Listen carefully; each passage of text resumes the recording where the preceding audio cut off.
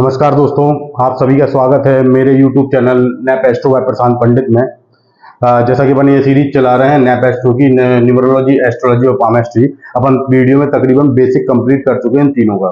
ठीक है, आज का जो मेरा वीडियो है वो है राहु के बारे में, क्योंकि जब राहु की महादशा चलती है तो लोग बड़े परेशान होते हैं। हर 10 कुंडली में से अगर मैं कोई कुंडली देखता हूँ तो वो राहु से परेशान होते हैं, राहु के से दोष का निवारण चाहते हैं कि कैसे इससे छुटकारा मिले। तो अपन बात करेंगे राहु के बारे में कि राहु है क्या एक्चुअल में। ठीक है, आपकी कुंडली में राहु आपको कैसा परिणाम दे रहा है, कैसे रिजल्ट दे रहा है, क्या टेंशन है। तो सबसे पहले आप देख लीजिए, राहु जो है ना वो है आपकी जिंदगी में होने वाली टेंशन, दिमाग से जुड़ी हुई चीजें, एंजाइटी, ये सब कुछ आती है राहु की वजह से। ठीक है, अब राहु को जान लेते हैं। राहु क्या है, क्या हिस्ट्री है इसकी, शॉर्ट में मैं आपको बता दूंगा, हर किसी ने सुन रखी है कि जब समुद्र मंथन हुआ था तो उसमें से अमृत निकला था। तो एक साइड राक्षस बैठ गए, एक साइड देवता बैठ गए। विष्णु जी ने अप्सरा का रूप धारण किया और अमृत देवताओं को पिलाने लगे। एक सयाना राक्षस देवता का भेष रख के राक्षसों से उठकर देवताओं में जाके बैठ गया। ठीक है, उसने भी अमृत की 2-4 बूंदें पी ली। ठीक है, तो भैया वो हो गया अमर। जब ये सिचुएशन चल रही थी तब देवता डर गए कि भैया ये राक्षस अमर हो गया, अब ये कभी नहीं मरेगा। तो भगवान विष्णु ने अपने सुदर्शन चक्र चलाकर उस राक्षस के 2 पार्ट किए। तो जो सर से जब अलग हुआ तो वो बना राहु, और जो धड़ बचा वो बना केतु। ठीक है, तो ये है राहु और केतु की स्टोरी। राहु और केतु जो है वो ग्रह नहीं है, यह चंद्रमा की छाया है। ये चंद्रमा है, ऊपर वाला हिस्सा जो चंद्रमा की ऊपर वाली छाया है वो राहु है। ठीक है, और नीचे वाली छाया को कहते हैं केतु।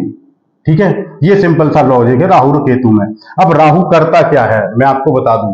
राहु, आपने अपनी कुंडली देखी होगी, किसी भी कुंडली ऐप में जाइए, अपना जन्म दिनांक और अपना जन्म का समय डालेंगे, स्थान डालेंगे, आपकी कुंडली चार्ट आपके सामने आ जाएगा, जिसे बोलेंगे आपका कुंडली लग्न कुंडली। ठीक है, अब मैं कुंडली में जैसे पहले भी बता चुका हूँ 12 घर होते हैं जो मैंने लिख रखे हैं। पहला घर, दूसरा, तीसरा, चौथा, 5वां, 6वां, 7वां, 8वां, 9वां, 10वां, 11वां, 12वां, ये तो है फिक्स घर।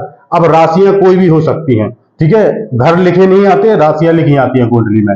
यहां मान लीजिए 3 लिखा होगा तो 4, 5, 6, 7, 8, 9, 10, 11, 12, फिर 1, फिर 2। ठीक है, यहां कुछ भी लिखा जा सकता है, ये है राशियां। ठीक है, ये राशियां हैं, ये मैंने हटा दिया यहां से। अब आप किसी भी लगन के हो सकते, किसी के यहां 12 लिखा हो सकता है, तो यहां से फिर 1, 2, 3 ऐसे स्टार्ट होगा। ठीक है, तो ये मैंने जो अभी लिख रखा है 1, 2, 3, ये 12 तक लिखा कि ये घर हैं, इन सभी के भाव होते हैं जो आपके जीवन में प्रभाव डालते हैं। अब करते हैं राहु की बात। इन घरों में से किसी भी घर में, इन 12 घरों में से आपकी कुंडली के किसी भी घर में राहु तो बैठा ही होगा। ठीक है, अब अगर राहु आपके इन घरों में से किसी भी घर में बैठा है तो उसके बारे में अपन डिटेल में चर्चा करेंगे। पहले जानते हैं राहु का। राहु जिस घर में भी बैठेगा उस घर के गुणों को आपसे जोड़ देगा, इतना ज्यादा अटैच करेगा कि आप डीप थिंकर हो जाएंगे उन घरों के गुणों को लेकर, आप ज्यादा सोचने लगेंगे। एग्जाम्पल के तौर पर अपन आगे तो डिटेल में चर्चा करने ही वाले हैं, लेकिन बता देता हूं, ये भाई बहनों का घर होता है। ये वाला तीसरा घर भाई बहनों का घर होता है, एजुकेशन का घर होता है। अगर इधर राहु बैठा है तो आपको बहुत ज्यादा मेहनती बना देगा, भाई बहनों के बारे में बहुत ज्यादा लगाव करा देगा, बहुत सी चीजें ऐसी करते हैं। शॉर्ट ट्रेवल्स का घर भी होता है अगर यहाँ तीसरे घर में राहु बैठा है तो। ठीक है, राहु जब आपको गुणों से जोड़ देता है तो आप उसके बारे में ज्यादा ही सोचने लग जाते हैं, आपको टेंशन होने लगेगी, एंजाइटी होने लगेगी, ऐसा कुछ वो दे सकता है। राहु कारक है तामसी खाने का भी। तामसी खाना क्या? तामसी खाना ऐसा शराब, मांस, ठीक है, मदिरा, ये सारी चीजें जो बुरे गुण है ना वो राहु को पसंद है। और कहीं ना कहीं उसकी महादशा में आप ऐसे लोगों की संगति में आ जाएंगे कि आप ये सब चीजों का भक्षण करने लगे, ये चीजें सब खाने लगे। तो ये भी, इसके पीछे भी राहु कारक है। दूसरा, राहु आकस्मिक चीजों का भी कारक है। आकस्मिक मतलब कि सडन लॉस, सडन गेन, अचानक से बहुत बड़ा प्रॉफिट हो जाए, कोई लॉटरी लग जाए, कोई जमीन मिल जाए, कोई ऐसी दौलत मिल जाए, या अचानक से सब कुछ चला जाए, अचानक से सब कुछ चला जाए, इसका कारक भी राहु ही है आपकी कुंडली में। आपने देखा होगा अचानक से किसी का लॉस हो गया बहुत ज्यादा, इसका कारक भी आपको राहु मिलेगा। अचानक से धन का कारक भी आपको राहु ही मिलेगा। तंत्र टोटके, अकल्ट साइंस, विद्या या फिर मंत्र, ये सारी चीजों, अगर गलत संगति में, डायरेक्शन में जा रहे हैं, तंत्र टोटके में जा रहे हैं, तो उसका कारण भी आपको राहु ही मिलेगा। ठीक है, तो ये होता है राहु, क्योंकि राहु बेसिकली क्या है, उस राक्षस का सर है। तो सर से जुड़ी हुई एंजाइटी, टेंशन, सर से जुड़ी हुई समस्याएं राहु से मिलेंगी। कभी कभार आकस्मिक लाभ भी मिल सकता है, अचानक से लॉटरी भी लग सकती है, इसका कारक भी राहु ही है। ठीक है, तो मैंने ये आपको गुण बता दिए थोड़े से राहु के। अब राहु की अपन बात करते हैं, कहां जाके राहु उच्च का हो जाता है और कहां जाके राहु नीच का हो जाता है।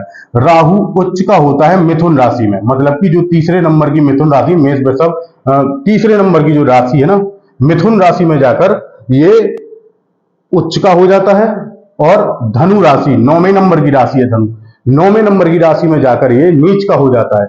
ये मैंने बताया, ये सब घर लिखे हुए हैं, राशियां होती हैं लगन से। मान लीजिए आपके अगर कल यहां से 2 से स्टार्ट करें तो 2, 3, 4, 5, 6, 7, 8 और ये 9, और इधर आकर अगर राहु बैठ गया, ठीक है, इधर आकर राहु बैठ गया तो ये काय का हो गया, नीच का राहु हो गया। अब इधर 3 लिखा हुआ है, राहु इधर आके बैठ जाता तो ये उच्च का हो जाता। तो अपन को ऐसे समझना है, ठीक है।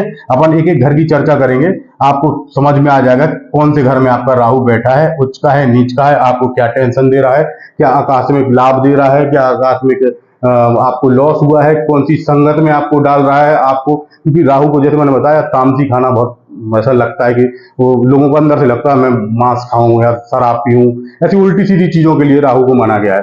ठीक है, तो अपन अब एक एक घर की चर्चा करेंगे।